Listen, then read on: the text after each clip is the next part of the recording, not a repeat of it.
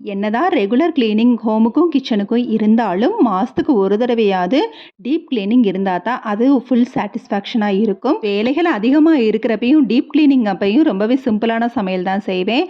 So இன்றைக்கி lemon ரைஸும் அதுக்கு தொட்டுக்க தேங்காய் சட்னியும் ஆம்லேட்டும் தான் ரெடி பண்ணேன். ஃபஸ்ட்டு மற்ற வேலைகளை ஸ்டார்ட் பண்ணுறதுக்கு முன்னாடி ஆயில் பாட்டில் விம் லிக்விட் ஹாட் வாட்டர் போட்டு ஊற வச்சுட்டேன். அதுக்கப்புறம் கடைசி அதை வாஷ் பண்ணிக்கலான்னு அடுத்ததாக செடிகளோட பராமரிப்புக்கு வந்துட்டேன். வீக்லி ஒன்ஸ் அதை நான் ரெகுலராக பண்ணிடுவேன். அதுக்கப்புறம் துணியெல்லாம் அலசி போட்டுட்டு மஸ்ட்டாக சேலைகளை வாஷிங் மிஷினில் போடவே மாட்டேன். ஸோ ஒன்லி ஹேண்ட் வாஷ் தான். அதை முடிச்சுட்டு பூண்டு வாங்கினது இருந்துச்சு. உடனே பூண்டு வாங்கினாலே பூண்டை அப்படியே பிரித்து வச்சுருவேன், இல்லைனா ரொம்ப வேஸ்டேஜ் அதிகமாயிரும்.